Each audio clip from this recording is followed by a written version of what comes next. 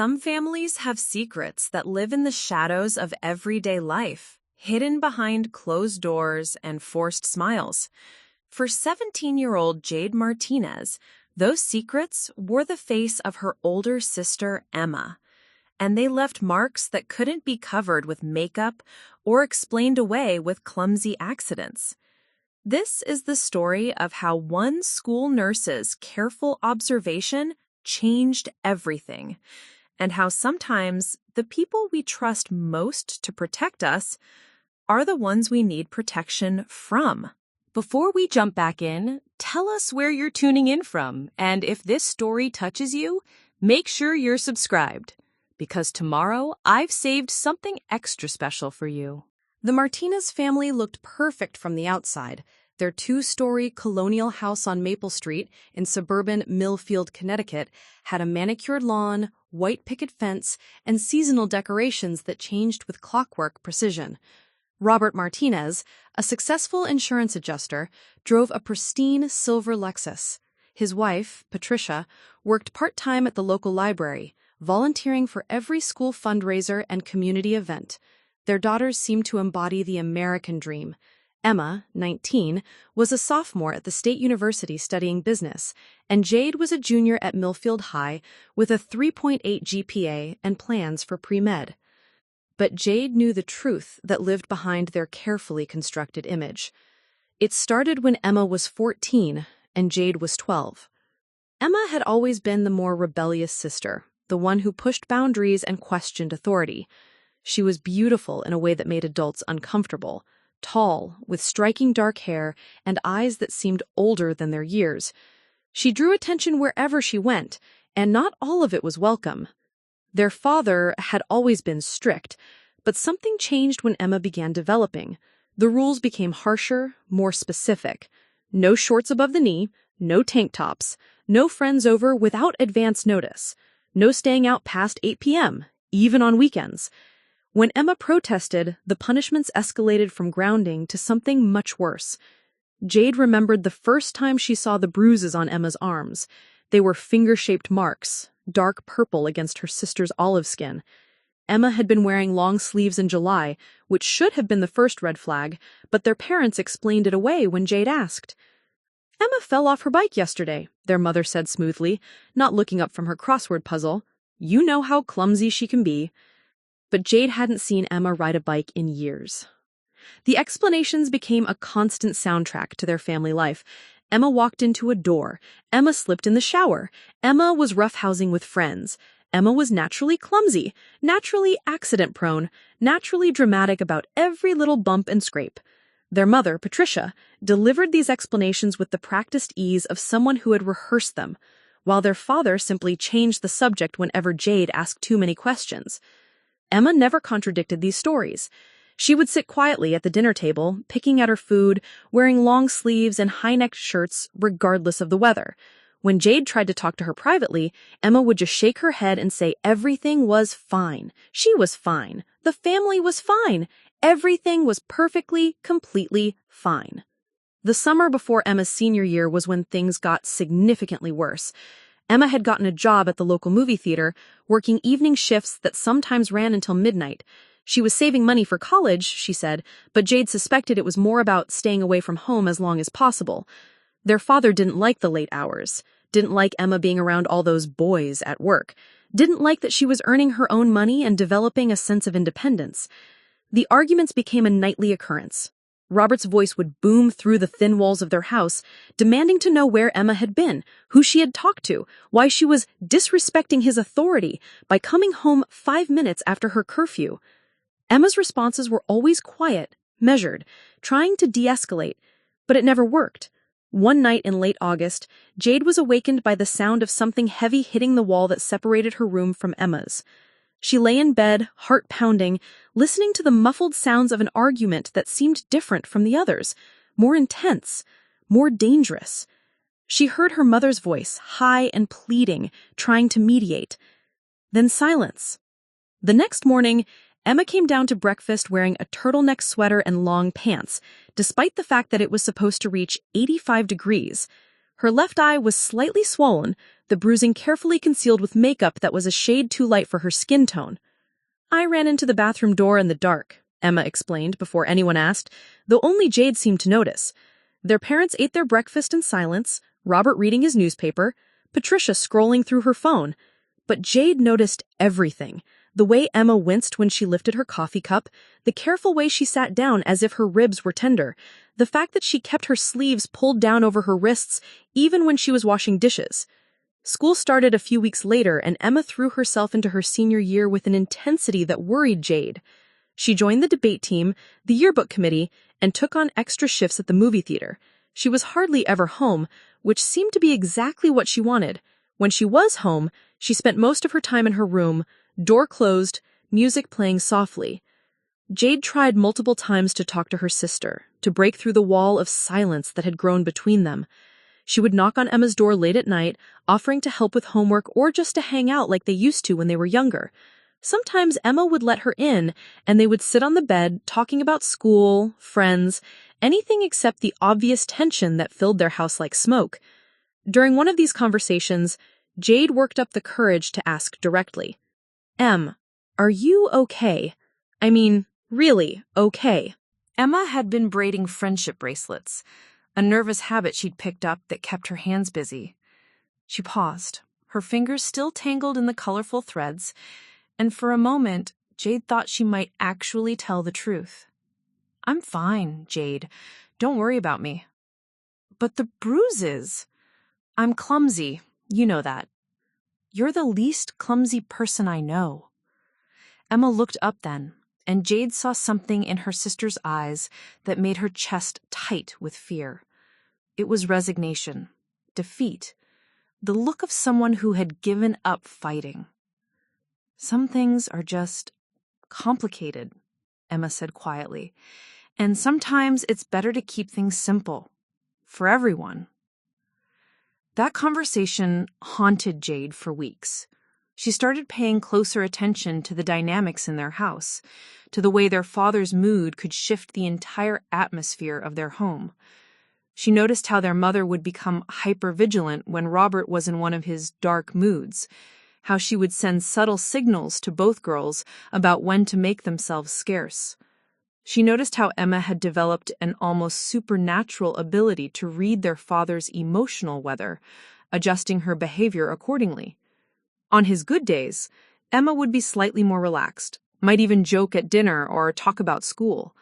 On his bad days, she became practically invisible, moving through the house like a ghost, speaking only when spoken to. The worst part was how normal it all seemed from the outside. Their neighbors still waved when they saw the family together. Their father still coached Little League on weekends. Their mother still volunteered at the church bake sale. Emma still maintained her grades and her part-time job. Jade still went to her classes and did her homework and hung out with her friends after school. But underneath the surface, Jade could feel something building, a pressure that seemed to increase with each passing week. Emma was getting thinner, more withdrawn. The bruises were appearing more frequently, in places that were harder to explain away.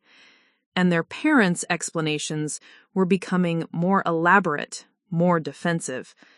The breaking point came in early October, just as the leaves were beginning to turn. Jade came home from soccer practice to find Emma sitting on the front porch steps, still in her work uniform from the movie theater. It was unusual. Emma usually went straight to her room when she got home from work, trying to avoid any interaction with their parents. "Hey," Jade said, dropping her soccer bag and sitting down beside her sister. "How was work?" Emma didn't answer immediately. She was staring across the street at the Hendersons' house, where Mr. Henderson was raking leaves while his two young kids played in the pile he'd already gathered. "Do you remember when we used to do that?" Emma asked quietly. "Jump in leaf piles?" "Of course! Mom used to get so mad because we'd get our clothes dirty." Emma smiled, but it didn't reach her eyes. "She used to laugh about it later, though, remember? She'd tell Dad about how we looked like little scarecrows covered in leaves and grass stands." Jade did remember. There had been a time when their mother's reactions to their childhood mischief had been fond exasperation rather than genuine anger, when their father had been the kind of dad who would chase them around the backyard, who would read bedtime stories in funny voices, who would take them for ice cream after particularly hard days. "What happened to us?" Emma asked, and her voice was so soft that Jade almost missed the question. Before Jade could answer, the front door opened behind them. Their father appeared, his expression immediately darkening when he saw Emma still in her work clothes. "Why aren't you inside? And why didn't you come say hello when you got home?" Emma stood up slowly, smoothing down her uniform shirt. "I just got here, Dad. You were just sitting outside instead of being respectful to your family? Get inside and help your mother with dinner." As Emma moved toward the door, Jade saw her sister's hands trembling slightly. It was such a small thing, but it made Jade's stomach drop with a fear she couldn't quite name. That night, Jade lay awake, listening to the sounds of her house settling around her. But what kept her awake wasn't the creaking floors or the wind in the trees outside. It was the silence coming from Emma's room and the terrible certainty that their perfect family facade was about to crumble completely. Preparing and narrating this story took us a lot of time, so if you are enjoying it, subscribe to our channel. It means a lot to us. Now, back to the story. October in Millfield brought crisp mornings and the kind of golden light that made their neighborhood look like a postcard. Jade had always loved this time of year, the way the maple trees turned brilliant red, the smell of wood smoke from chimneys, the anticipation of Halloween and Thanksgiving. But this October felt different. There was a tension in the air that seemed to follow her everywhere, a sense that something was building toward an inevitable explosion. Emma's behavior had become increasingly erratic over the past few weeks. She would disappear for hours without explanation, sometimes not coming home until well past midnight despite having finished work at 10 o'clock. When their parents confronted her about these absences, she'd claim she'd been studying at the library or hanging out with friends from school. But Jade knew the library closed at 9, and Emma didn't really have close friends anymore. The abuse had slowly isolated her from her peer group as she'd become more and more withdrawn. The truth was, Emma was driving around aimlessly in her old Honda Civic, parking at empty overlooks or 24-hour diners, anything to delay going home. She'd told Jade this during one of their rare, honest conversations, late one night when their parents had gone to bed early. "I sit in parking lots," Emma had whispered, her voice barely audible in the darkness of Jade's room. "Sometimes for hours. I know it sounds pathetic, but it's the only time I feel safe." Jade had wanted to say something profound, something that would fix everything, but all she could manage was, "That doesn't sound pathetic. It sounds necessary." Emma had squeezed her hand then, a gesture of gratitude that broke her heart because it was so small and so desperate. The crisis that changed everything happened on a Tuesday night in mid-October. Emma had gotten permission to work a double shift at the movie theater because one of her coworkers had called in sick. She'd texted their mother to let her know she wouldn't be home until after midnight, but somewhere in the chain of communication, the message got lost or forgotten. Jade was doing homework at the kitchen table when she heard her father's car pull into the driveway at 10:30. He'd been at a work dinner with clients, something that usually put him in a good mood, but she could tell immediately from the way he slammed the car door that tonight was different. He came into the kitchen carrying his briefcase and the smell of alcohol on his breath. Not drunk exactly, but enough to make his movements slightly more deliberate, his expression harder. "Where's your sister?" he asked without preamble. "She's working late tonight. She texted Mom earlier." "I didn't get any text." Jade's stomach dropped. She pulled out her phone, scrolling through the family group chat to find Emma's message. There it was, sent at 3:15 that afternoon.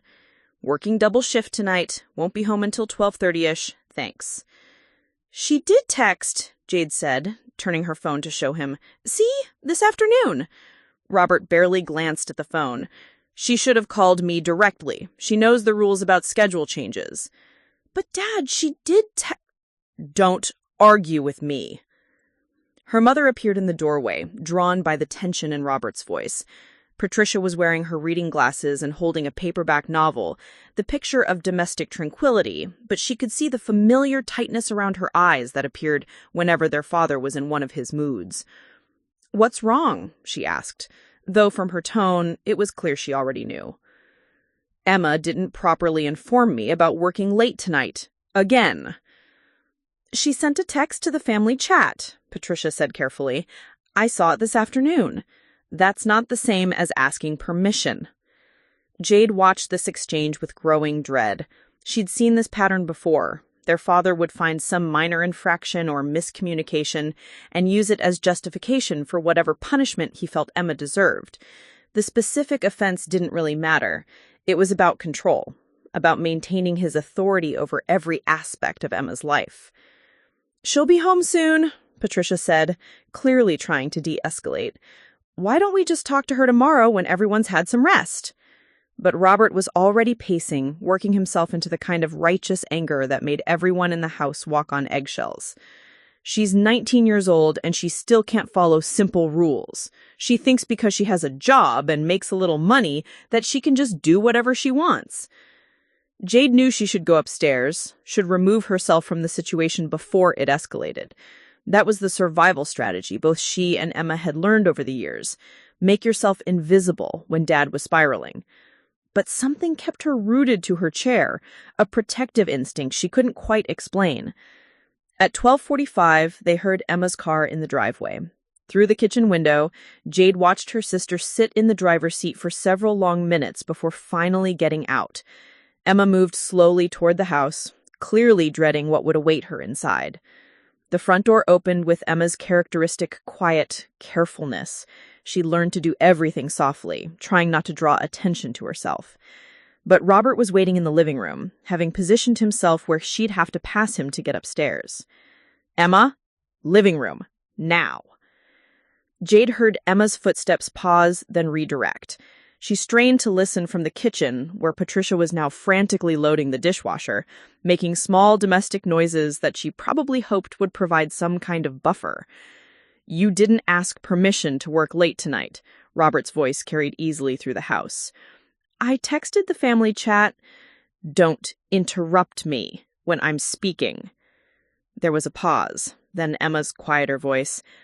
"I'm sorry, I thought the text was sufficient notice." You thought. That's the problem, Emma. You think you can make decisions about your schedule without consulting me first. I was just trying to help out at work. Sarah called in sick, and they needed... I don't care about Sarah. I care about you following the rules of this house. Jade felt her mother's hand suddenly on her shoulder, a silent signal to go upstairs. But she couldn't move. Something about this confrontation felt different, more dangerous than the usual arguments. "Dad, I understand you're upset, but I really did try to communicate." The sound that cut Emma off wasn't words. It was the sharp crack of an open palm connecting with skin. The sound seemed to echo through the house, followed by absolute silence. Jade shot to her feet, her chair scraping loudly against the kitchen floor. Her mother's grip tightened on her shoulder, trying to keep her in place, but Jade shrugged her off and moved toward the living room. She stopped in the doorway, taking in the scene with horrible clarity. Emma was standing near the couch, one hand pressed to her left cheek, her head turned away from their father. Robert was breathing heavily, his face flushed with anger and what looked like surprise at his own action. "Go to your room," he said to Emma, his voice now controlled but still dangerous. "We'll finish this conversation tomorrow when you've had time to think about your behavior." Emma moved toward the staircase without lifting her eyes from the floor. As she passed Jade in the doorway, their eyes met for just a moment. What Jade saw there wasn't anger or fear, it was resignation so complete it was terrifying. After Emma's footsteps faded upstairs, Robert turned and saw Jade standing there. For a moment, his expression showed something like shame, but it quickly hardened into defensiveness. "Sometimes your sister needs reminding about respect," he said, as if explaining something obvious to a child. Jade wanted to scream, wanted to call him out on what she just witnessed, but the words stuck in her throat. Instead, she nodded mutely and headed upstairs, her legs feeling unsteady beneath her. She paused outside Emma's door, listening for any sound from within. Nothing. She knocked softly. "Em? Can I come in?" "I'm fine, Jade. I need to be alone right now." But Jade could hear that Emma was crying, trying to muffle the sounds with her pillow. She stood there for several more minutes, her hand pressed against the door, feeling utterly helpless. The next morning, Emma came down for breakfast wearing concealer that couldn't quite hide the redness on her left cheek and a long-sleeve shirt that covered her arms completely. Their parents acted as if nothing had happened. Robert read his newspaper and drank his coffee. Patricia bustled around the kitchen, making small talk about the weather and the upcoming school board election. Emma said nothing during breakfast, mechanically eating a piece of toast while staring out the window. When it was time to leave for school, she grabbed her backpack and headed for the door without her usual goodbye. "Emma," her father called after her, "have a good day at school." She paused with her hand on the doorknob, her shoulders tensing. "You too, Dad." It was the most defeated thing Jade had ever heard her sister say. That afternoon, Jade couldn't concentrate on any of her classes. She kept thinking about the sound of that slap, about the look of complete surrender in Emma's eyes. During lunch, she sat with her friend, Mia Peterson, picking at a sandwich she couldn't taste. "You okay?" Mia asked. "You seem really distracted today." Jade looked at her friend, sweet, uncomplicated Mia with her normal family problems like curfews and allowance disputes, and realized that there was no way to explain what was happening at home. How could she put into words the suffocating atmosphere of fear and control that had taken over their house? How could she make someone understand that their perfect-looking family was slowly destroying itself behind closed doors? "Just tired," Jade said instead. "I stayed up too late studying." But she could see the doubt in Mia's expression, the way her friend was starting to notice that Jade had become more withdrawn, less available for normal teenage activities. The abuse wasn't just affecting Emma, it was isolating their entire family, creating walls between them and the outside world. After school, Jade went to the public library instead of going home. She needed time to think, to process what she'd witnessed the night before. She found herself in the psychology section, pulling books about family dysfunction and abuse. The clinical descriptions of emotional and physical abuse patterns read like a playbook of their family's dynamics. She learned terms like walking on eggshells and cycle of abuse. She read about how abusers often escalate their behavior gradually, testing boundaries and normalizing violence through smaller infractions first. She discovered that siblings of abuse victims often experience their own form of trauma, living in constant fear and hypervigilance. Most importantly, she learned that what was happening to Emma had a name, and it wasn't normal family discipline. It was abuse, systematic and deliberate, designed to maintain control through fear. As she sat in the library's fluorescent-lit quiet, surrounded by books that described her family's reality with uncomfortable accuracy, Jade came to a realization that would change everything. Someone had to speak up. Someone had to break the silence that was slowly killing her sister. She just hadn't figured out how yet. Mrs. Catherine Riley had been the school nurse at Millfield High for 18 years, and in that time, she'd developed what her colleagues called an uncomfortable intuition about troubled students.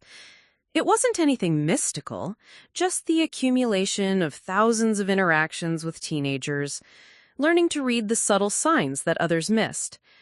The way a student's shoulders tensed when asked about home. The particular quality of silence that meant secrets rather than simple shyness. The careful choreography of long sleeves in warm weather, and makeup applied with slightly too much precision. Emma Martinez had been on Mrs. Riley's mental watch list since the beginning of the school year. It started with small observations. Emma had always been a frequent visitor to the nurse's office during her sophomore and junior years, usually with minor complaints, headaches, stomach aches, requests to lie down during study hall. Mrs. Riley had noticed that these visits often coincided with particularly stressful periods, before parent-teacher conferences, after long weekends, during times when other students were excitedly discussing family vacations or holiday plans. But this year, Emma's senior year, the pattern had shifted. Instead of frequent visits, she almost never came to the nurse's office. When she did appear, it was for legitimate reasons, a note from a teacher about a nosebleed, or to pick up ice for an injury sustained during gym class. What concerned Mrs. Riley wasn't the visits themselves, but Emma's demeanor during them. The girl moved through the nurse's office like she was trying to be invisible. She answered questions with the minimum number of words necessary, avoided eye contact, and had developed a habit of positioning herself so that her left side, her non-dominant side, was always angled away from view. It was the kind of unconscious protective behavior that Mrs. Riley had learned to recognize over the years. More troubling were the physical changes. Emma had always been slender, but by October she looked genuinely thin, her collarbones prominent beneath her carefully chosen high-necked sweaters. Her skin had taken on a grayish pallor that spoke of poor sleep and chronic stress. Most telling of all were her hands. Mrs. Riley had noticed that Emma's fingernails were bitten down to the quick, and there were small cuts and scratches on her knuckles that looked suspiciously like defensive wounds. The breakthrough came on a Thursday afternoon in late October. Emma appeared at the nurse's office door during 7th period, clutching a hall pass and looking unusually flustered. "I think I might be getting sick," Emma said, her voice slightly hoarse. "I've been feeling dizzy all day, and I have a really bad headache." Mrs. Riley gestured to the examination chair, noting that Emma seemed genuinely unwell rather than simply seeking an escape from class. "Let's take your temperature and blood pressure. When did the dizziness start?" "This morning, maybe last night." Emma settled into the chair, unconsciously tugging her sleeves down over her wrists. As Mrs. Riley wrapped the blood pressure cuff around Emma's arm, she noticed the girl wince slightly when the cuff tightened. More concerning was what she glimpsed when Emma's sleeve rode up during the process, a series of small, dark marks around her wrist that looked distinctly like finger bruises. "Emma, can you roll up your sleeves for me? I want to check your pulse and make sure your circulation is okay." For just a moment, panic flashed across Emma's face before she carefully composed herself. "I'm really cold today. Can we leave them down?" Mrs. Riley made a note in Emma's file, then took her temperature, slightly elevated but not significantly. Her blood pressure was higher than normal for a 17-year-old, suggesting sustained stress. "Have you been having trouble sleeping?" Mrs. Riley asked, settling into her desk chair where she could observe Emma more closely. "Sometimes. School's been really stressful with college applications and everything." It was a reasonable explanation, but something about Emma's delivery felt rehearsed. Mrs. Riley had heard similar explanations from other students over the years, plausible surface reasons that didn't quite account for the depth of distress she was observing. "How are things at home? I know senior year can put a lot of pressure on family relationships." Emma's hands stilled in her lap. "Everything's fine at home. My parents are really supportive." Again, the words were appropriate, but there was a flatness to Emma's tone that set off alarm bells. Mrs. Riley had learned to pay attention not just to what students said, but to how they said it. Emma was speaking like someone reciting lines from a script. "That's wonderful. Are you looking forward to college next year?" For the first time during the conversation, Emma's carefully maintained composure cracked slightly. Yes, I mean, I hope I get to go." "Hope you get to go. With your grades and test scores, you'll have plenty of options." Emma looked down at her hands, and Mrs. Riley saw her throat work as she swallowed hard. "It's complicated. My dad, my family, has certain expectations about what I should do after graduation." Mrs. Riley leaned forward slightly, keeping her voice gentle. "What kind of expectations?" "He thinks I should stay local, maybe live at home while I go to community college first, to save money. He says I'm not ready for the responsibility of living on my own." "And what do you think?" Emma looked up then, and Mrs. Riley saw something desperate flash across her eyes before she looked away again. It doesn't really matter what I think. The resignation in that statement made Mrs. Riley's chest tight with concern. She'd worked with enough abused students to recognize the particular hopelessness that came with prolonged powerlessness.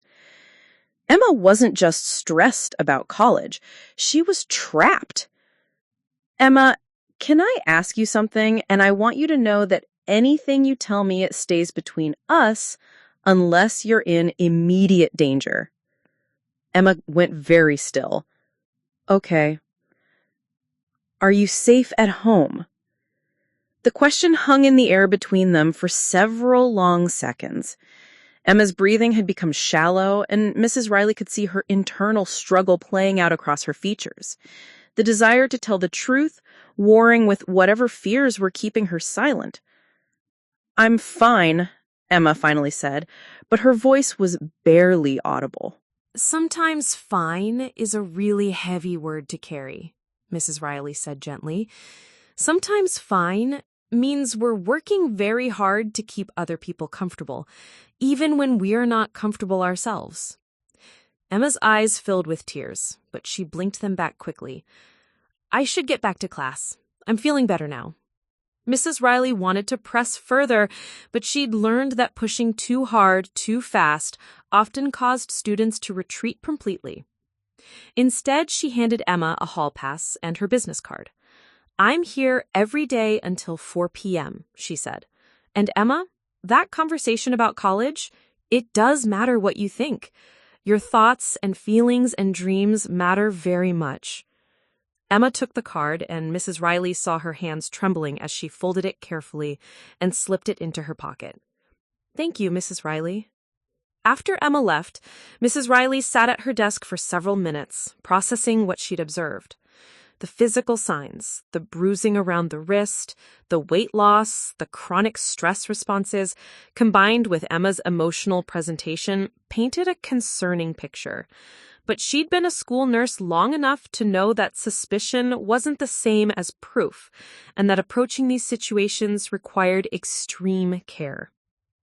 She opened Emma's file and began documenting her observations in careful clinical language, the date and time of the visit, Emma's reported symptoms, her physical appearance and demeanor, the concerning statements about her future and her family's expectations, the visible signs of what appeared to be bruising.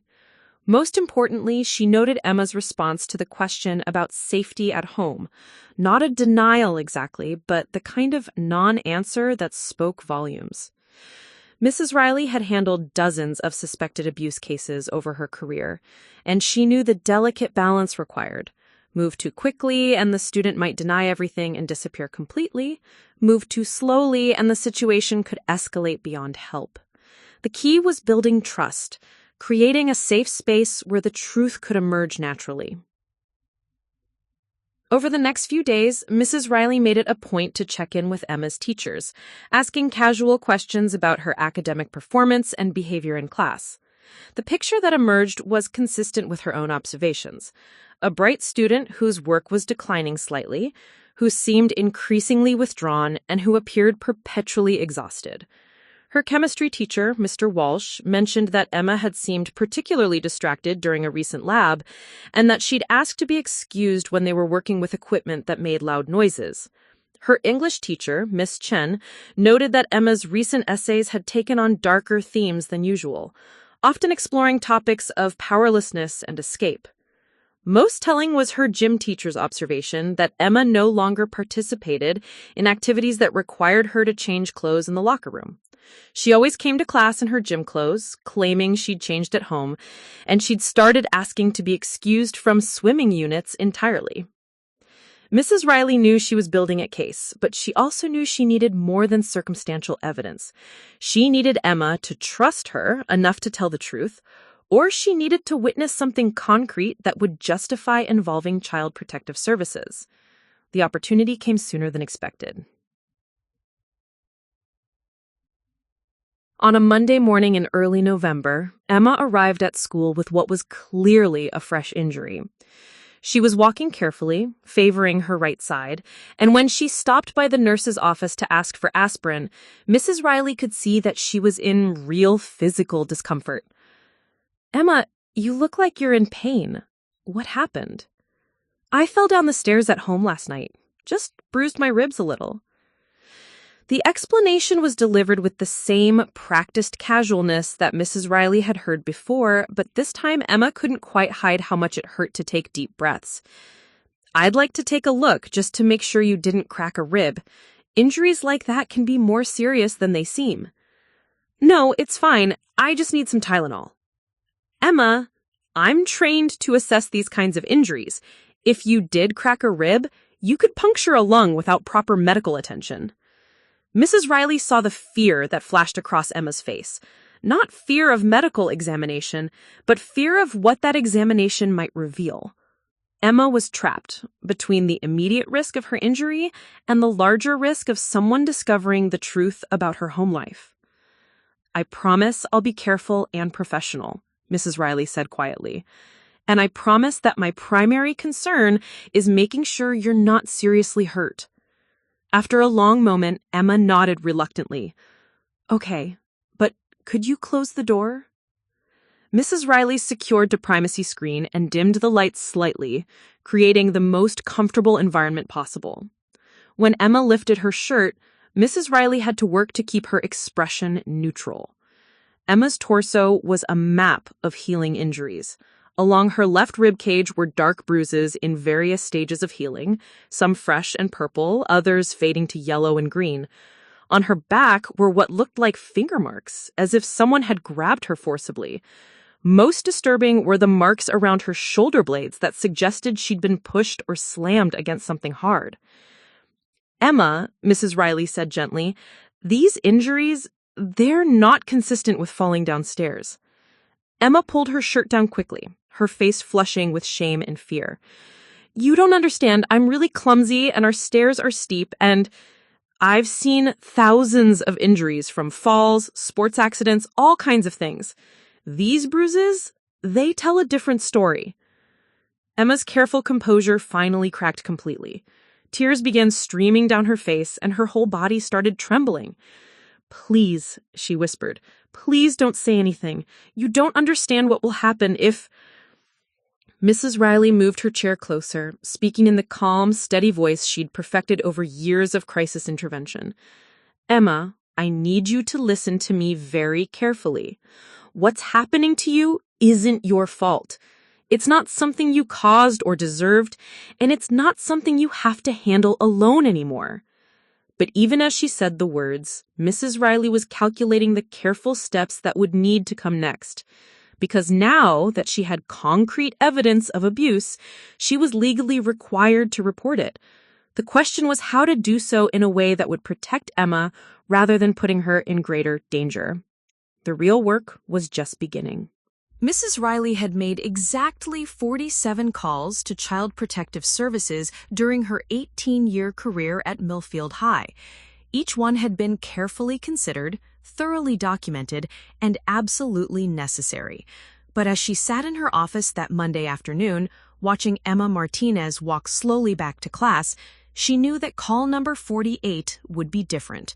This one felt personal in a way that professional detachment couldn't quite buffer.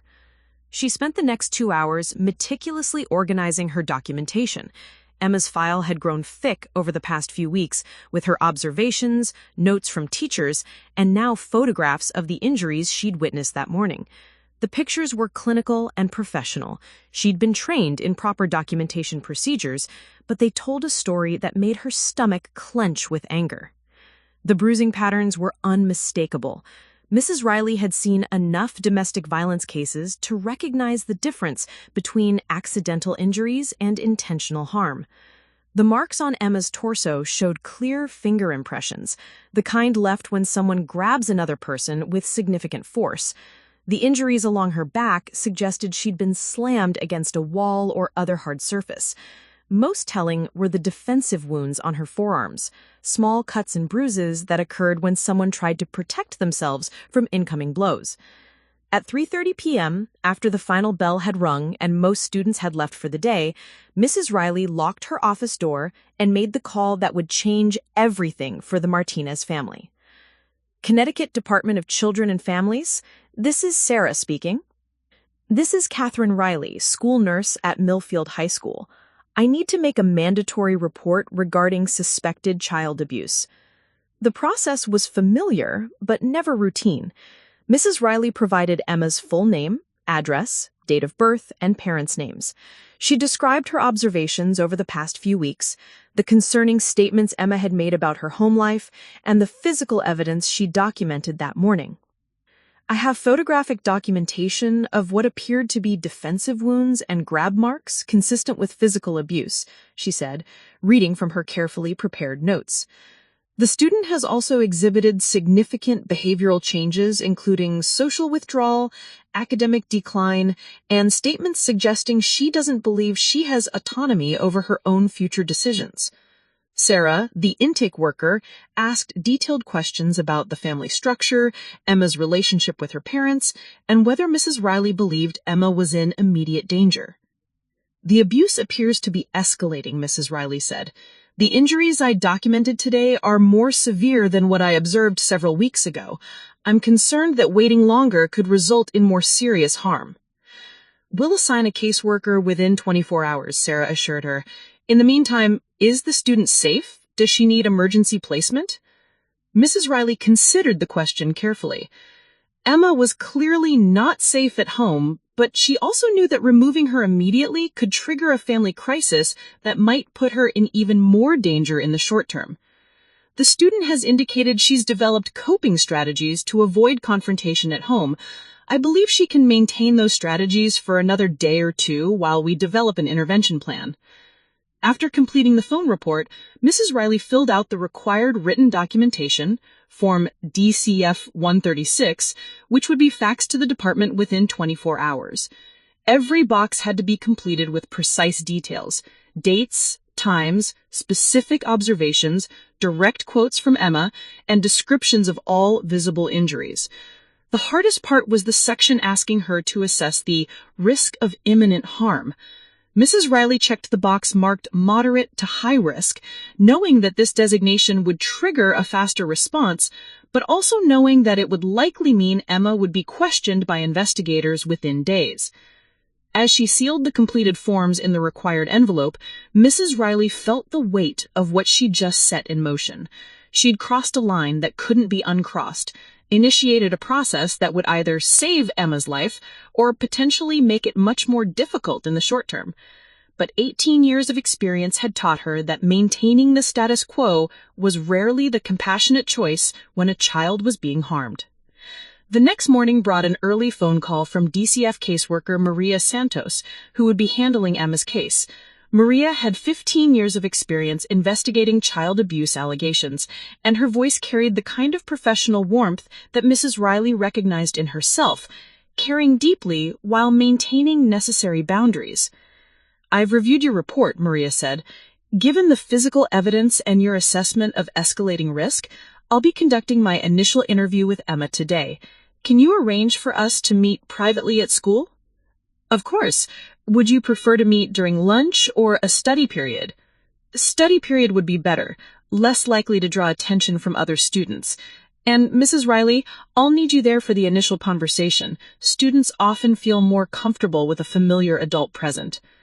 Mrs. Riley arranged for Emma to come to the nurse's office during fifth period, telling her only that someone wanted to ask her a few questions about her health and well-being. When Emma arrived at the designated time, she immediately sensed that something had changed. Her eyes darted between Mrs. Riley and the unfamiliar woman sitting in the consultation chair. Emma, Mrs. Riley said gently, this is Maria Santos from the Department of Children and Families. She'd like to talk to you about some concerns that have been raised. The color drained from Emma's face. What kind of concerns? Maria leaned forward slightly, her voice calm and non-threatening. Emma, I'm a social worker, and part of my job is making sure that young people are safe and healthy. Mrs. Riley has shared some observations with us that suggest you might be dealing with some difficult situations at home. I don't know what she told you, but everything's fine. Emma's response was immediate and defensive, but Mrs. Riley could see her hands trembling. I understand this feels scary, Maria continued, and I want you to know that you're not in trouble. No one here thinks you've done anything wrong. We're just concerned about your safety and well-being. Emma looked desperately at Mrs. Riley. You promised what I told you would stay between us. Emma, I also told you that I would have to share information if you were in immediate danger. The injuries you showed me yesterday, they're not consistent with accidents, and I'm legally required to report suspected abuse. You don't understand. Emma's voice rose slightly, panic creeping in. You don't know what Dis will do. You don't know what he'll... She stopped herself abruptly, realizing she'd revealed more than she intended. Maria made a note, but kept her voice gentle. Emma, when you say he, who are you referring to? Emma clamped her mouth shut, shaking her head. Is it your father who's been hurting you?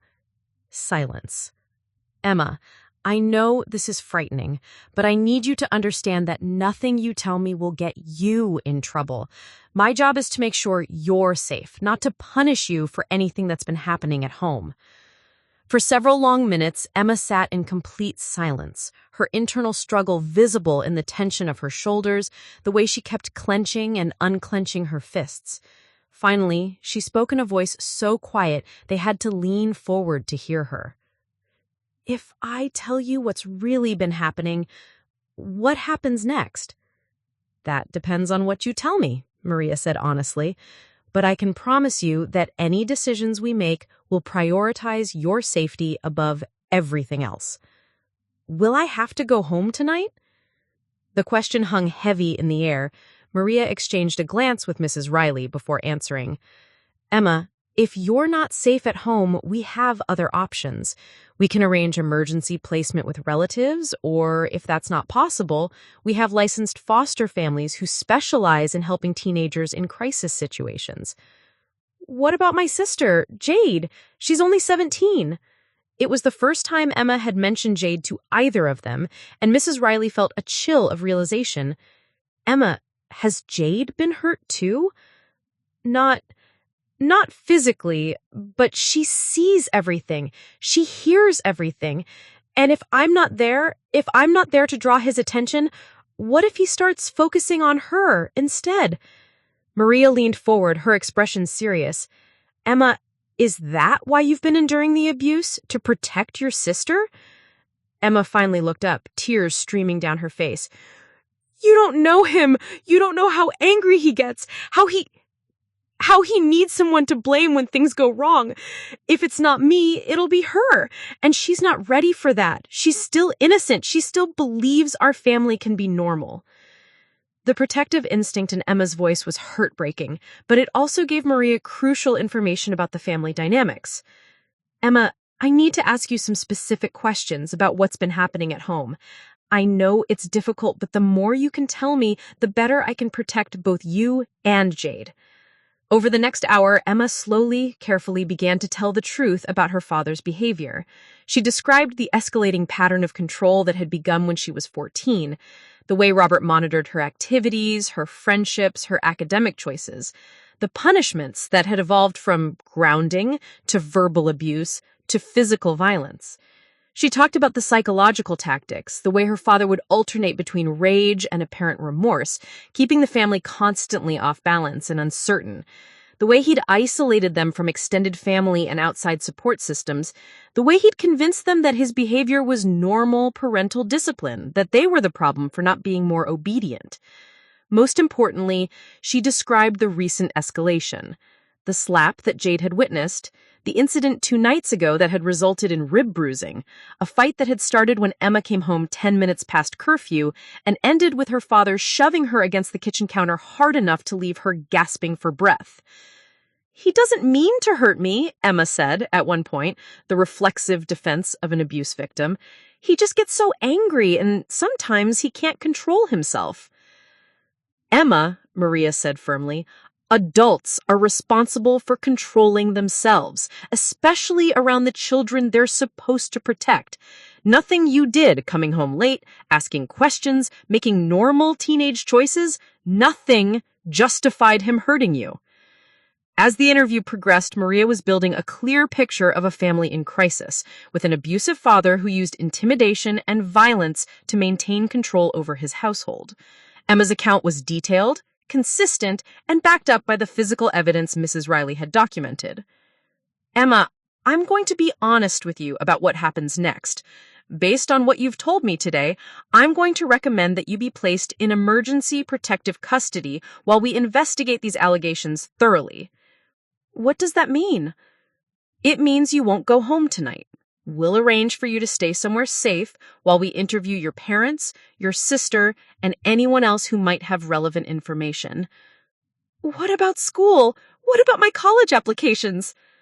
You'll be able to continue attending classes here, and Emma, we'll make sure your college applications get submitted. Your future matters, and we're going to do everything we can to make sure you have choices.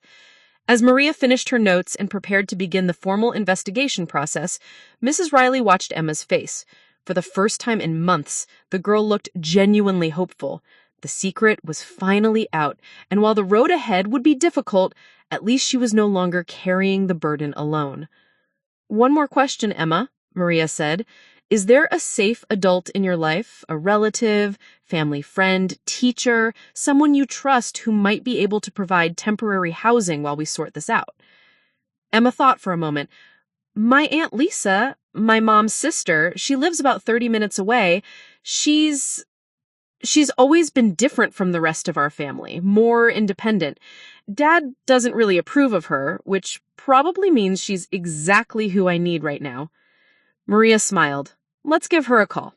Jade first knew something was wrong when she arrived home from soccer practice to find her mother sitting at the kitchen table, staring at her phone with an expression of barely controlled panic. Patricia Martinez had always prided herself on maintaining composure, but today, her carefully applied makeup couldn't hide the red rimming her eyes or the way her hands trembled as she set down her coffee cup. Mom, what's wrong? Patricia looked up, as if seeing Jade for the first time. Your sister, Emma, won't be coming home tonight. What do you mean? Is she staying at a friend's house? Patricia paused, seeming to struggle with the words. She's staying with Aunt Lisa for a few days. There's been some misunderstanding at school. The word misunderstanding hung in the air like a warning bell. Jade had learned to decode her family's careful language over the years, and she knew that when her parents used words like misunderstanding or situation, it usually meant something much more serious was happening. What kind of misunderstanding? Before Patricia could answer, they heard Robert's car in the driveway. The sound of his footsteps on the front walkway was heavier than usual, and when he came through the door, Jade could see immediately that his controlled demeanor was barely holding. We need to talk, he said without preamble, his voice tight with barely suppressed anger. Both of you. Living room. Now. Jade followed her parents into the living room, the same space where she'd witnessed her father hit Emma just weeks earlier. The memory made her stomach clench with anxiety as she sat on the edge of the couch, waiting for whatever revelation was coming.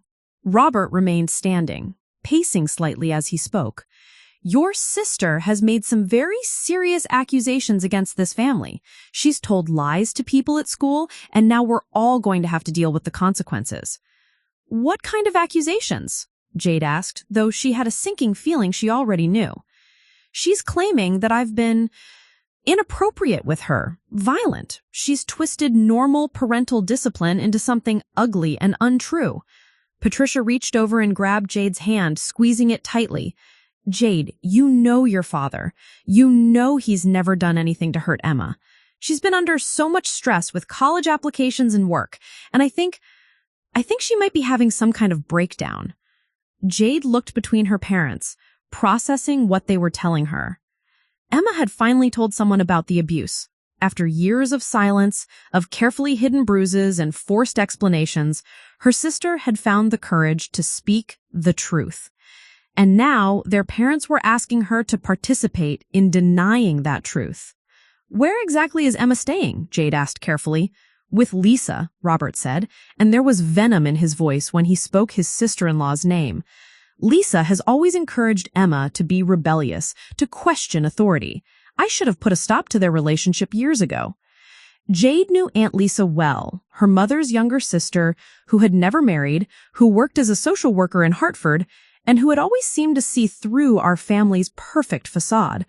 She was the one who asked pointed questions during holiday gatherings, who noticed when Emma seemed withdrawn, or when the family dynamic felt too controlled. "Will I be able to talk to her?" "Absolutely not," Robert's response was immediate and firm. "We're not going to enable this fantasy by allowing you to be influenced by whatever lies she's telling." Emma made her choice when she decided to betray this family. The word betray hit Jade like a physical blow. In her father's mind, Emma seeking help wasn't self-preservation. It was treason against the family unit he controlled so completely. That evening, after her parents had retreated to their bedroom for hushed conversations that lasted well past midnight, Jade lay awake thinking about everything that had happened. She realized that Emma's absence from the house felt different than her sister's usual attempts to avoid being home. The air itself seemed lighter somehow, as if a constant source of tension had been removed. For the first time in years, Jade didn't fall asleep listening for sounds of conflict from Emma's room or worrying about what mood her father would be in the next morning. But the relief was complicated by guilt. How could she feel better when her sister was essentially an exile from their home? The next morning brought the first official visit from Child Protective Services. Maria Santos arrived at 8:30 a.m. after Robert had left for work, but before Patricia departed for her shift at the library. Jade was getting ready for school when the doorbell rang, and she heard her mother's sharp intake of breath from downstairs. "Mrs. Martinez, I'm Maria Santos from the Department of Children and Families. I'd like to speak with you about your daughter Emma." From the top of the stairs, Jade could see her mother's back straighten, shifting into the defensive posture that had become so familiar over the years. "I'm afraid there's been a terrible misunderstanding," Patricia said, her voice taking on the polished tone she used with school administrators and neighbors. "Emma is going through a difficult time, and I think she may have exaggerated some normal family conflicts. May I come in? I'd like to discuss the specific allegations that have been made." Jade crept halfway down the stairs, positioning herself where she could hear the conversation without being seen. She watched her mother lead Maria into the living room, noting how Patricia had straightened the throw pillows and adjusted the family photos that morning, preparing for an inspection she somehow knew was coming. "Mrs. Martinez, Emma has provided detailed accounts of physical abuse occurring in this home over the past several years. She's also shown us photographic evidence of injuries that are consistent with her statements. Emma has always been clumsy, and she's been under tremendous stress lately with college applications and work. And I think she might be having some kind of breakdown." Jade felt a chill of recognition. It was the same script her parents had been using for years, the same explanations that had kept Emma's suffering invisible to the outside world. "I understand this is difficult," Maria continued, "but I need to ask some direct questions about your husband's interactions with Emma. Has there ever been any physical altercation between them that resulted in injury?" "Absolutely not. Robert has never laid a hand on Emma inappropriately. He's a devoted father who's only tried to teach his daughters right from wrong." Jade closed her eyes, remembering the sound of that slap echoing through the house, the way Emma had stood there afterward with her hand pressed to her cheek. Her mother had been home that night. Patricia had heard everything, had seen the aftermath, and now she was sitting in their living room denying it had ever happened. "Mrs. Martinez, I'm also going to need to speak with your younger daughter. Is Jade available?" "She's getting ready for school. I'd prefer not to disrupt her routine with this situation." "I understand, but speaking with Jade is part of our standard investigation protocol. I can arrange to interview her at school if that would be more comfortable." Jade made a decision that surprised her with its clarity. She walked down the remaining stairs and into the living room where both women looked up at her with expressions of surprise. "I'm Jade," she said directly to Maria, "and I'd like to talk to you." Her mother's face went pale. "Jade, you don't need to." "Yes, I do. Jade interrupted, and she was surprised by the steadiness in her own voice. "I need to talk to someone about what's really been happening in this house." Maria gestured to the chair across from the couch. "Would you like your mother to stay, or would you prefer to speak privately?" Jade looked at her mother, seeing the desperation in her eyes, the silent plea to maintain the family secret. For a moment she wavered, feeling the pull of loyalty and the fear of consequences that had kept their family silent for so long. "Privately, please," she said finally. Patricia stood up slowly, her composure finally cracking. "Jade, please, think about what this could do to our family." But Jade was already thinking about their family. About Emma sleeping at Aunt Lisa's house instead of in the room next door, about years of walking on eggshells and pretending everything was normal, about the relief she'd felt last night when the house was finally free of the constant underlying tension. After her mother left the room, Maria opened her notebook and looked at Jade with kind but serious eyes. "Jade, I want you to know that you're not in any trouble and nothing you tell me will get you in trouble.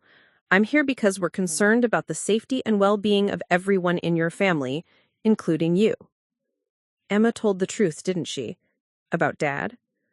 What do you think, Jade?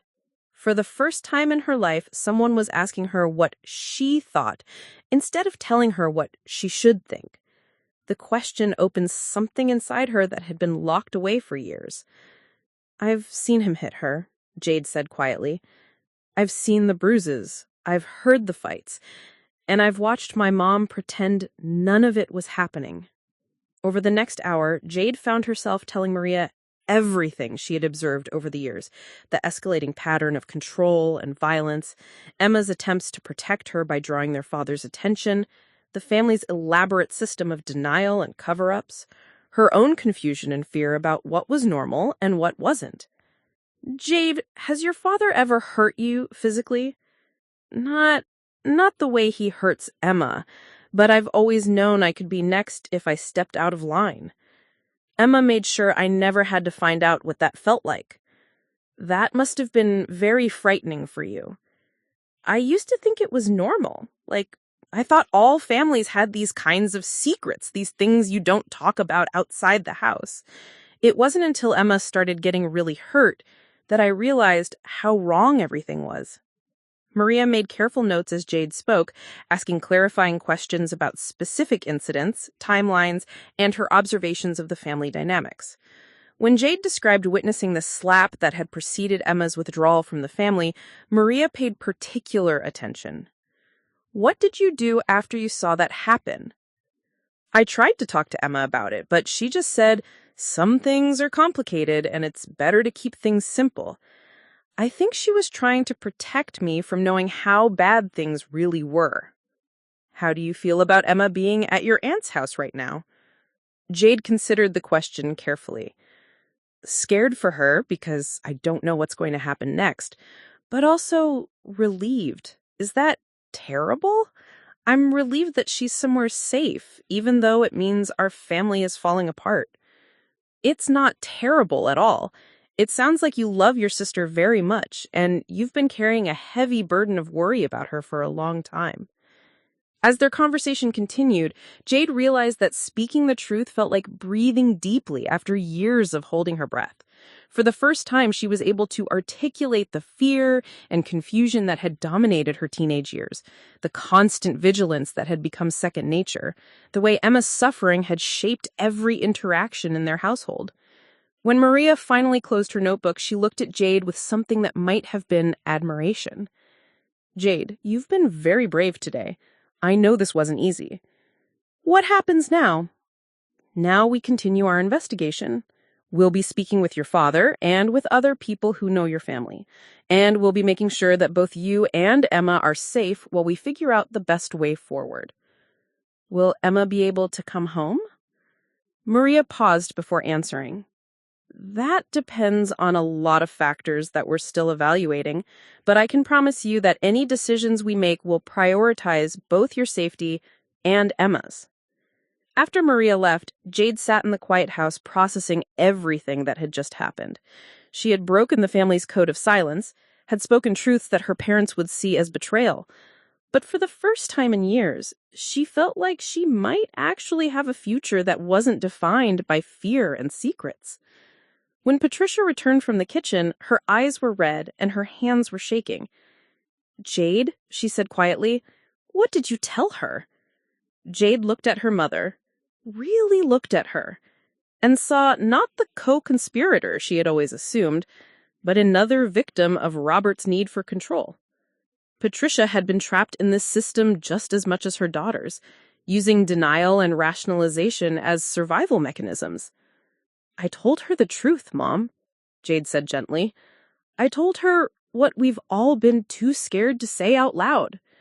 For a moment, Patricia's carefully maintained facade cracked completely, and Jade saw years of suppressed fear and guilt in her mother's expression. "Your father is going to be so angry," Patricia whispered. "I know," Jade said, "but maybe it's time for him to be angry at the right people instead of us." Robert Martinez prided himself on being a man who commanded respect. At 45, he had built what he considered a successful life through careful control and strategic intimidation. His insurance office ran with military precision, his employees never questioned his decisions, and his family had always operated according to his rules. So when Maria Santos called to schedule an interview about concerns regarding your daughter Emma, Robert's first instinct was to treat it like any other business negotiation, something he could manage through the right combination of authority and charm. He arrived at the DCF office in Hartford at exactly 2 p.m. on Thursday afternoon, wearing his best navy suit and carrying a leather portfolio filled with character references, family photos, and documentation of his community involvement. Robert had spent the previous evening preparing for this meeting like he would prepare for a crucial business presentation, complete with talking points and defensive strategies. The waiting room was institutional and uncomfortable, filled with plastic chairs and motivational posters about child safety. Robert found the environment beneath him, a setting designed for people who couldn't manage their own families properly. He checked his watch repeatedly, noting that Maria Santos was already 3 minutes late, a power play he recognized but didn't appreciate. When Maria finally appeared, she was nothing like what Robert had expected. Instead of the authoritative social worker he'd imagined, she was a slight woman in her 30s with kind eyes and a calm demeanor that immediately put him on edge. He preferred dealing with people who matched his energy, who understood the language of dominance and submission. Maria Santos seemed to operate from an entirely different playbook. "Mr. Martinez, thank you for coming in today. I know this situation is difficult for your family." Robert straightened in his chair, launching into the prepared statement he'd rehearsed. "Ms. Santos, I want to be very clear from the beginning that these allegations against me are completely false. My daughter Emma is going through a difficult time, the stress of senior year, college applications, teenage rebellion, and I'm afraid she's created this fantasy as a way of acting out against normal parental authority." Maria made notes on her legal pad but didn't respond immediately. The silence stretched uncomfortably, and Robert felt compelled to fill it. "Emma has always been dramatic, prone to exaggeration. She's the type of child who could turn a skinned knee into a medical emergency if it got the attention she wanted. My wife and I have tried to be patient with her, but sometimes teenagers push boundaries in unhealthy ways. Mr. Martinez, Emma has provided us with very detailed accounts of physical abuse occurring in your home over several years. She's also shown us photographic evidence of injuries that are consistent with her statements." Robert's jaw tightened. He'd known about the photographs. Emma had mentioned them during one of their confrontations, but hearing about them in this clinical setting made them feel more threatening. "As I said, Emma is prone to accidents. She's always been clumsy, and she plays sports, works at a movie theater where she's constantly moving heavy equipment. Teenage girls bruise easily, and Emma has learned to interpret normal injuries as something more sinister. Can you tell me about your approach to discipline in your household?" It was a loaded question, but Robert felt confident in his answer. "I believe in structure and accountability. Children need to understand that their actions have consequences. Emma has always pushed boundaries, and yes, sometimes that required firm correction. What does firm correction mean to you? Robert paused, sensing the trap in the question. It means age-appropriate consequences for inappropriate behavior. Grounding, loss of privileges, additional chores. The same kind of discipline I received growing up, which taught me responsibility and respect. Have you ever struck Emma during these disciplinary encounters? Absolutely not. The lie came easily, backed by years of practice and genuine indignation at being questioned. I have never inappropriately touched my daughter. The suggestion is disgusting and completely out of character. Maria made another note. Mr. Martinez, your younger daughter, Jade, has corroborated many of Emma's accounts. She's described witnessing physical altercations between you and Emma. The mention of Jade hit Robert like a physical blow. His younger daughter had always been his ally, the one who still showed him respect and affection. The idea that she had turned against him felt like a betrayal that cut deeper than Emma's accusations. Jade is 17 years old and easily influenced by her sister's dramatics. Emma has probably filled her head with all kinds of stories. You have to understand, Miss Santos, that children often misinterpret what they see, especially when they're being manipulated by a sibling with an agenda. What kind of agenda do you think Emma has? Robert had prepared for this question. Emma wants complete freedom with no accountability. She's always resented rules, always pushed against authority. This is her way of trying to escape any parental oversight as she prepares for college. If she can paint me as some kind of monster, she gets sympathy and gets to do whatever she wants. Mr. Martinez, Emma's injuries were documented by a trained medical professional. The patterns of bruising are consistent with grab marks and defensive wounds. How do you explain that? For the first time during the interview, Robert's composure slipped slightly. I don't know what you think you've documented, but I'm telling you that I have never harmed my daughter. If Emma has injuries, they're self-inflicted or the result of her own carelessness. Are you suggesting that Emma deliberately injured herself to make these allegations against you? I'm not suggesting anything. I'm telling you that whatever Emma has told you is either exaggerated, misinterpreted, or outright fabricated. Maria leaned back in her chair, studying Robert with an expression he couldn't read. Mr. Martinez, in my 15 years of investigating abuse allegations, I've learned to recognize certain patterns. One of those patterns is the way abusive parents respond when confronted with evidence of their behavior. Robert's face flushed with anger. I don't appreciate your implications. They tend to have elaborate explanations for every piece of evidence. They portray their victims as liars, manipulators, or mentally unstable. They present themselves as the real victims of false accusations. And they show no concern for their child's well-being, only concern for their own reputation. That's completely unfair. Of course I'm concerned about Emma's well-being. That's why I'm here, trying to get her the help she obviously needs, instead of enabling these delusions. What kind of help do you think Emma needs? Professional counseling to help her deal with whatever is causing her to create these fantasies, maybe medication if there's an underlying mental health issue. Emma needs to understand that lying about serious things like abuse has consequences, not just for her, but for our entire family. Maria made extensive notes before asking her next question. Mr. Martinez, how would you describe your relationship with Emma before these allegations were made? Robert considered the question carefully. This was safer territory, an opportunity to present himself as a caring father dealing with a difficult teenager. Emma and I have always had a challenging relationship. She's strong-willed, which I actually admire, but she's never learned to channel that strength appropriately. I've tried to teach her responsibility, respect for authority, the importance of family loyalty, but Emma has always been resistant to guidance. Can you give me an example of a recent conflict between you and Emma? Robert thought about the night he'd slapped Emma, the night Jade had witnessed. He'd replayed that moment countless times, alternating between regret and justification. But he'd also refined his version of events, creating a narrative that cast him as the wronged party.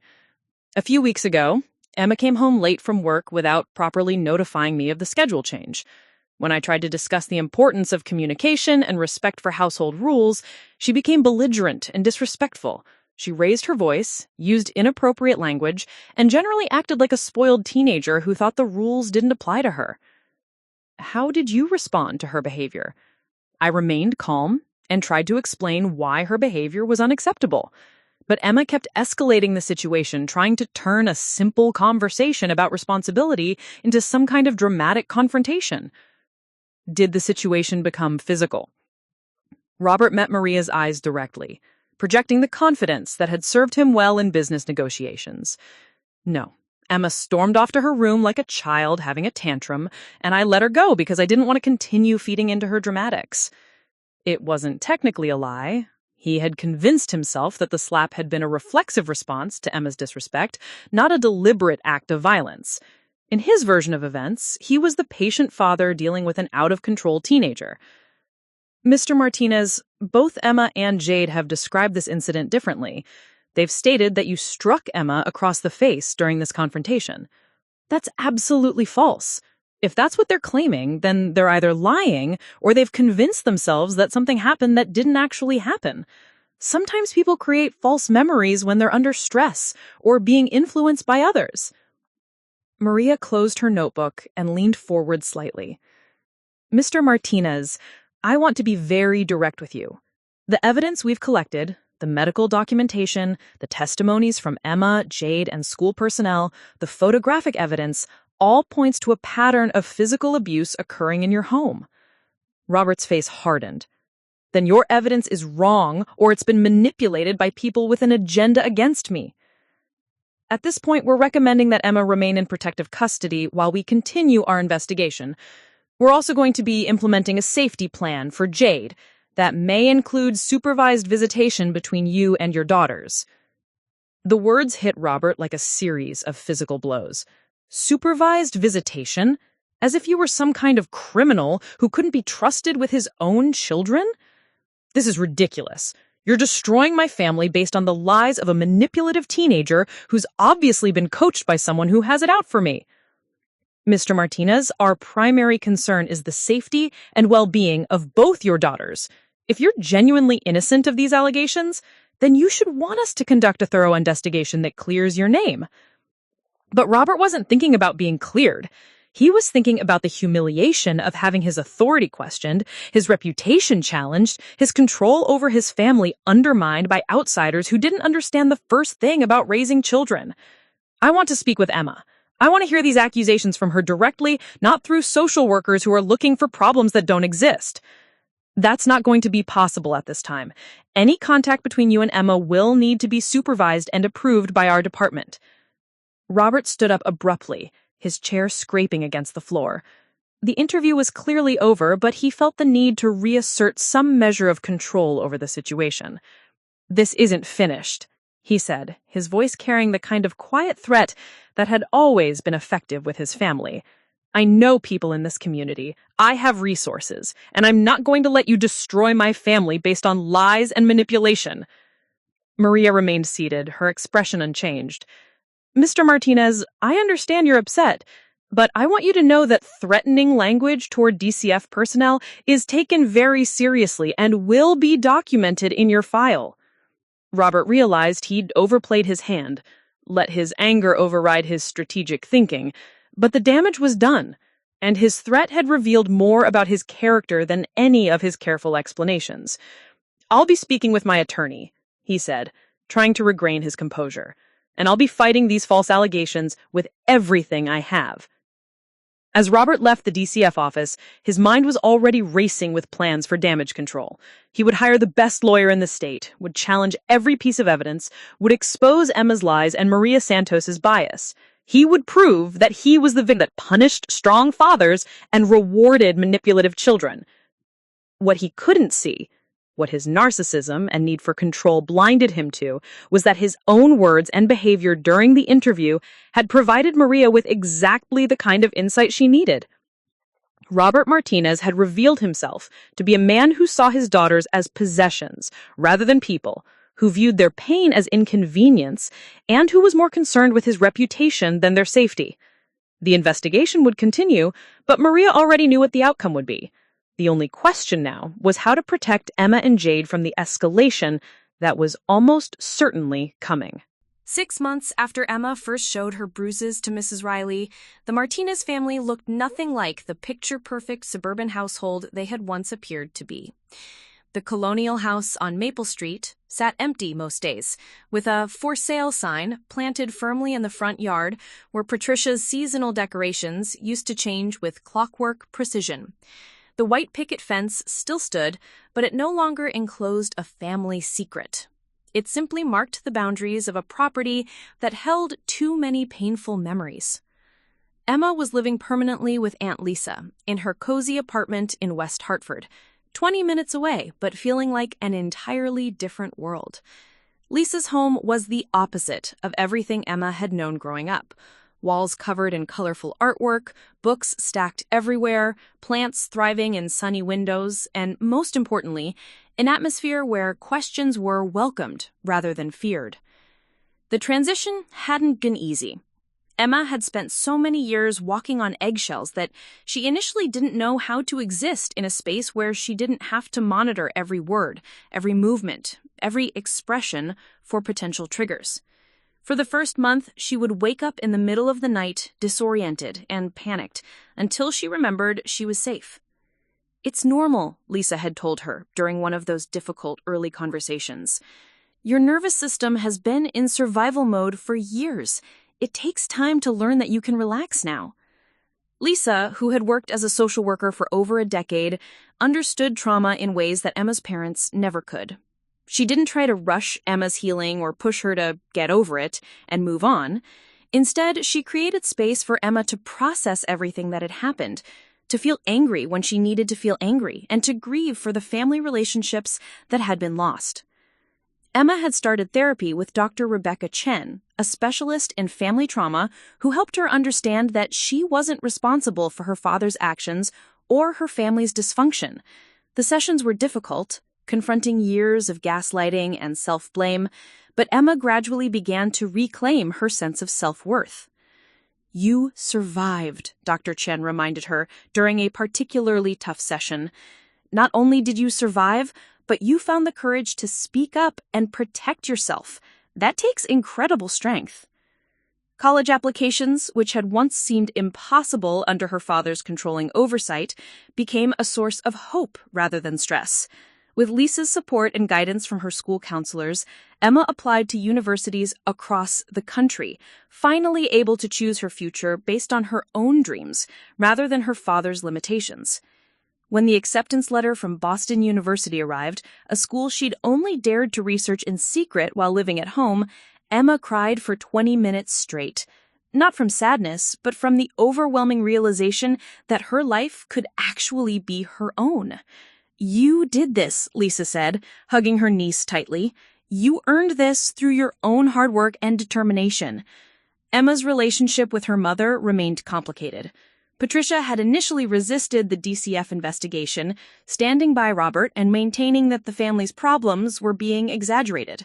But as the evidence mounted and the legal proceedings progressed, Patricia was forced to confront truths she'd spent years denying. The couple's divorce was finalized in April, with Robert required to complete anger management counseling and supervised visitation with both daughters. Visits that he'd attended exactly twice before deciding his pride was more important than relationships with his children. Patricia had started her own therapy, working through years of enabling behavior and her own experiences of emotional manipulation. She'd moved into a small apartment across town and taken a full-time position at the library, learning to support herself financially for the first time in decades. Her relationship with Emma was slowly rebuilding, but it would never be the same. Too much damage had been done, too many moments when Patricia had chosen Robert's version of reality over her daughter's pain. Emma was cautious about trusting her mother again, setting careful boundaries about what she was willing to share and what support she needed. "I understand why you stayed with him," Emma told Patricia during one of their monthly coffee meetings, "but I don't understand why you made me stay too.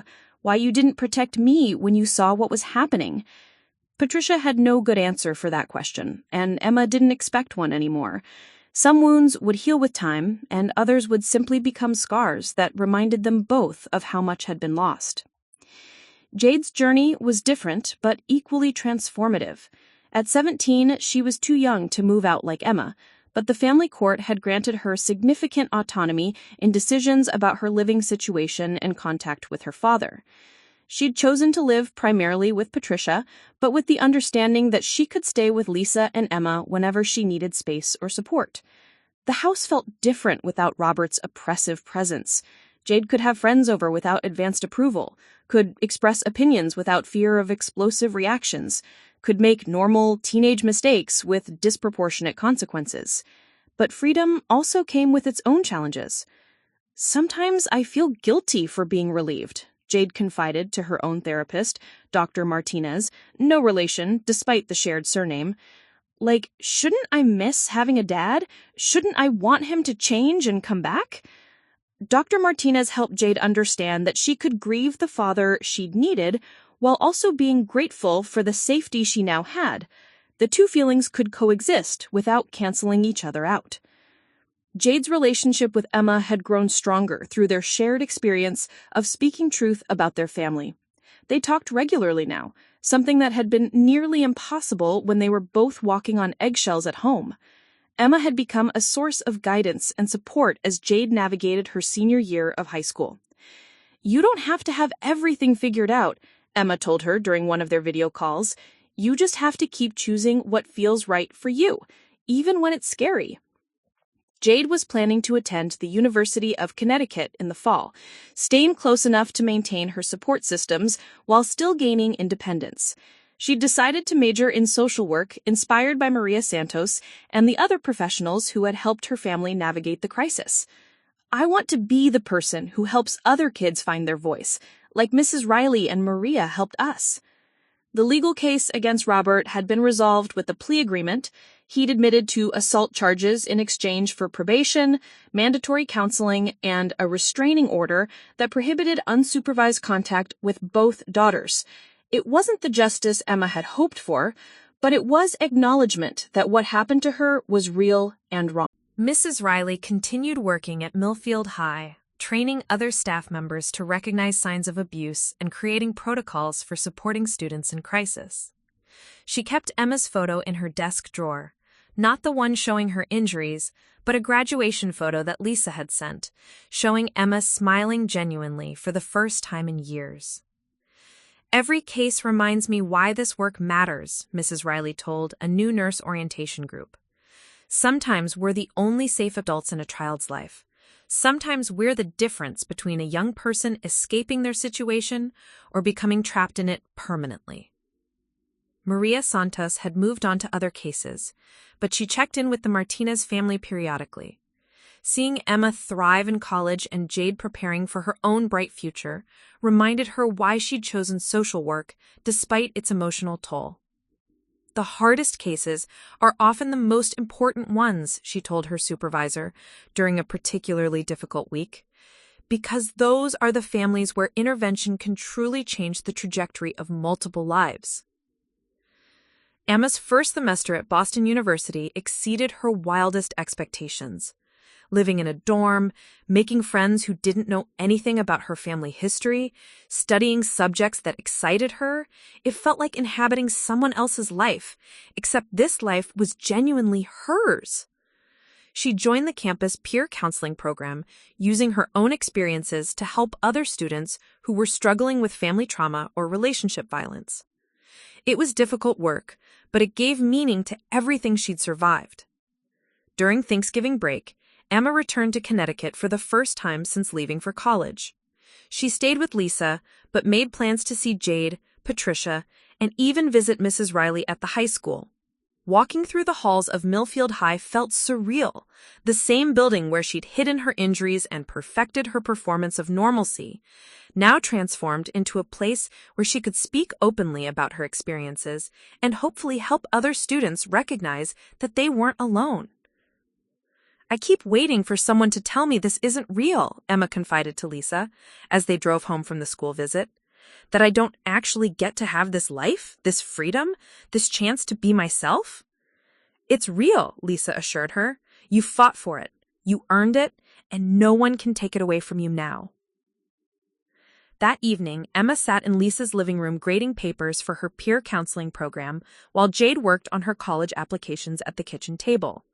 The scene was ordinary and peaceful, two sisters doing homework together while their aunt prepared dinner, but Emma recognized it as something precious. For the first time in her life, she was part of a family where love wasn't conditional on perfect behavior, where safety was assumed rather than earned, and where each person's individual growth was celebrated rather than controlled. The bruises had healed long ago, but the scars would always remain, not as symbols of shame or damage, but as reminders of strength, survival, and the courage it took to break a cycle that had nearly destroyed them all. "Hey, Em," Jade called from the kitchen, "can you help me with this essay about overcoming challenges?" Emma smiled, closing her own work and moving to sit beside her sister. "What kind of challenges are you writing about?" "The kind that make you stronger," Jade said simply. "The kind that teach you what you're actually capable of when you stop being afraid." Emma put her arm around her sister's shoulders, remembering all the times she'd wished she could protect Jade from the truth about their family. Now she realized that the truth, difficult as it was, had ultimately set them both free. "I think I can help with that," Emma said. "I know a little something about that kind of challenge." Outside, the Connecticut autumn was painting the world in brilliant colors, and inside, two sisters who had survived the worst their family could offer were building something entirely new. Something honest, something healing, something hopeful. Something that was finally, genuinely, theirs. Up next, you've got two more standout stories right on your screen. If this one hits the mark, you won't want to pass these up. Just click and check them out. And don't forget to like, subscribe, and turn on the notification bell so you don't miss any upload from us.